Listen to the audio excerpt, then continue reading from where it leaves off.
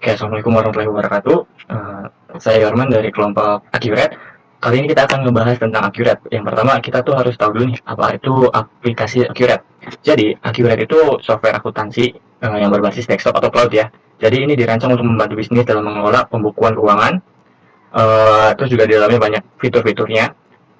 Perkembangan Accurate ini diperkenalkan oleh PT Cipta Piranti pada tahun 1995. Kemudian fitur utama dari Accurate itu ada tentang laporan keuangan otomatis, manajemen persediaan, perpajakan, payroll, dan integrasi dengan berbagai sistem pembayaran. Nah, kalau kita lihat dari manfaatnya, penggunaan Accurate ini lebih efisiensi dalam pengelolaan keuangan. Terus ya, Accurate juga mempermudah pencatatan transaksi dan menghasilkan laporan keuangan dengan cepat. Terus mengurangi kesalahan manual. Biasanya kan manusia-manusia itu kan ada human error gitu. Jadi kalau misalnya pakai Accurate itu meminimalisir adanya human error. Terus juga Accurate ini selalu diperbaharui biar sesuai dengan peraturan perpajakan yang terbaru. Di dalamnya nanti kita bahas ya fitur-fiturnya. Pertama, kita buka aplikasi Accurate-nya, cara mengoperasikannya gimana. Nah, ini kan udah dibuka nih aplikasinya. Kalau kalian udah punya data baru, kalian bisa klik yang buka data perusahaan atau buka data terakhir. Kalau kalian belum punya, nanti buat data perusahaan baru. Tapi karena kita udah buat dulu ya sebelumnya, jadi kita langsung aja ke buka data terakhir. Ini kalian masukin yang sama supervisor juga, terus oke. Nah, sekarang kita ngebahas fitur-fitur yang ada di dalam Accurate. Pertama, ini ada buku besar. Jadi di buku besar ini ada tentang laporan keuangan, ada bukti jurnal umum, ada proses akhir bulan. Biasanya kalau misalkan di akhir bulan kalian udah selesai semua pencatatan. Terus ada info perusahaan tentang tadi yang pas kalau awal kalian bikin akun baru, terus itu nanti diisi info-info perusahaannya. Terus ada mata uang, terus ada daftar akun, ini buat pengeluaran dan pemasukan.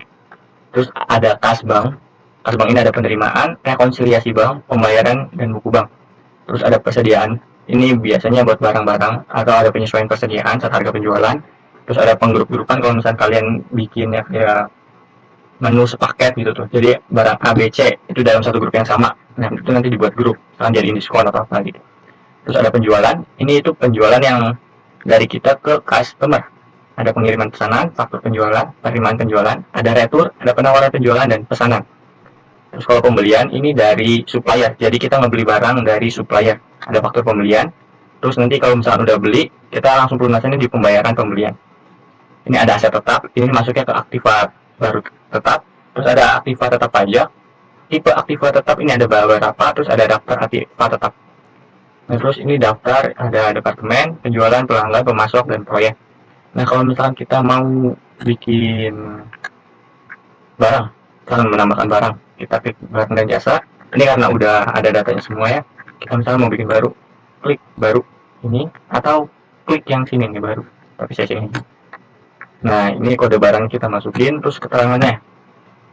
Terus unitnya berupa apa.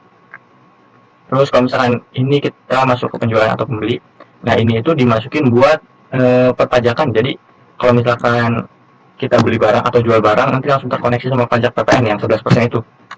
Gimana cara buatnya? Kita bikin dari daftar dulu. Nah, ini masuknya ke daftar lain. Terus ke kode pajak. Nah, di kode pajak, ini kan udah ada, tapi kita bikin baru. Nah, di situ tulis misalnya PPN. Nanti akun pengeluarannya PPN keluaran. Ini ada. Terus yang masuknya PPN masukan. Nah, ini nanti di enter. Terus kita koneksi ke sini. Ini nanti jadi barangnya udah terkoneksi sama pajak yang 11% tadi. Nah, kalau misalnya kita mau beli barang kan, kita harus ada supplier ya. Gimana cara daftarin supplier? Ini masuk ke daftar. Ini pembelian. Ini permintaan pembelian. Atau ini kita ke pemasok dulu, menambahin pemasokan. Nah, pemasok itu ada dua, ada pemasok cash, ada non-cash. Nanti kalau misalnya kalian bayarnya secara angsuran atau kredit, itu nanti masuk ke non-cash. Sama, ini juga kita determine jadi dihubungkan ke pajak dulu pertama nilai. Yang satunya juga sama, ada koneksinya. Oke, nah sekarang kan udah ada pemasok. Sekarang kita ke penjualnya atau ke pelanggan. Pelanggannya juga sama, ada yang cash, ada yang non cash. Ada dua. Sama, kita harus terkoneksiin dulu ke perpajakan. Ini bisa pajak pertambahan nilai. non cash juga sama. Nah, udah ada pemasok, ada penjual, ada pembeli, terus ada daftar barangnya, ada perpajakannya. Tinggal kalau misalkan kita mau beli barang dari supplier, ini kita masuk ke pembelian, ke faktur pembelian. Nah, ini dari vendor mana? Vendor pemasok cash kah atau non cash? Kita contohin cash aja. Ini jangan lupa tanggalnya diganti, tanggal pembeliannya. Misalkan tanggal 1, ship date-nya tanggal 2, karena ini misalkan cash ya. Invoice-nya misalkan 0101. Nah, kita masukin item yang mau kita beli apa aja. Misalkan klik baru, nah ini pilih misalkan beras. Kuantitinya berapa? Misalkan 100. Ini 100 stak ya. 100 karung. Misalkan harga per unit berasnya yang kita beli dari penjual itu 135.000 per karung. Enter. Nah, ini udah ada perpajak pertambahan nilainya nih. Terus misalkan kita simpan. Kalau misalkan kita mau pelunasannya, kita masuk ke pembayaran pembelian. Kita cari di sini masuk cash. Nah, ini ada tuh kan. Kita masuk ke 0101 nih. Ini klik bayar. Jangan lupa payment date-nya. 2. Maunya sudah sesuai atau belum? 14 juta. Memonya tambah. Pembayaran. Invoice. Nomor 0101. Misalkan. Udah tuh. Simpan dan tutup.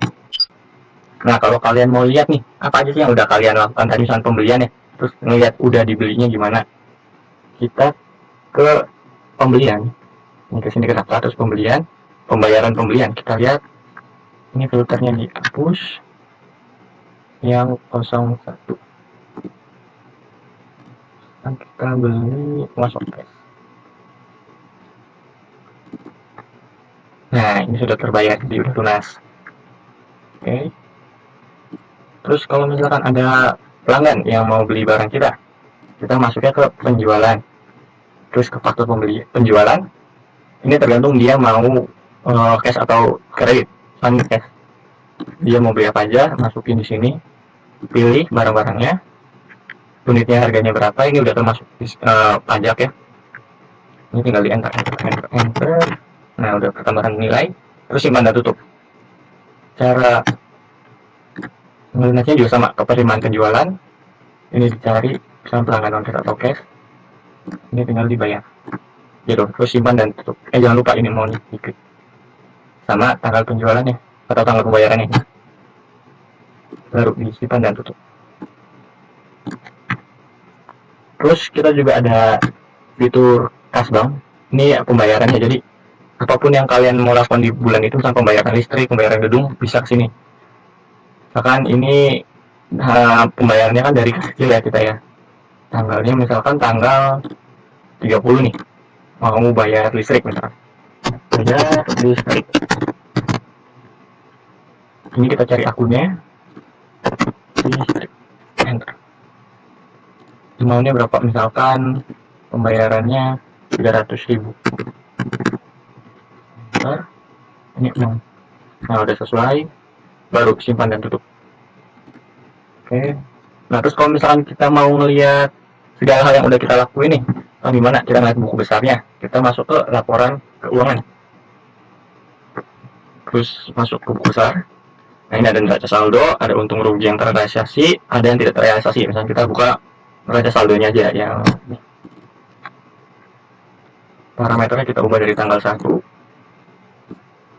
Januari sampai ke 30 misalkan. 31. Oke. Nah, ini jadi keluar semua apa yang telah kita lakukan selama 1 bulan, pembayaran, pemasukan, dan biaya-biaya lainnya. Misalnya ini biaya penyusutan dari peralatan, terus ada biaya gaji atau tunjangan karyawan, biaya lembur, terus pajak, telekomunikasi, ada semua. Jadi itu sedikit penjelasan tentang Accurate ini. Saya Arman dari kelompok Accurate. Kurang lebih mohon maaf. Wassalamualaikum warahmatullahi wabarakatuh.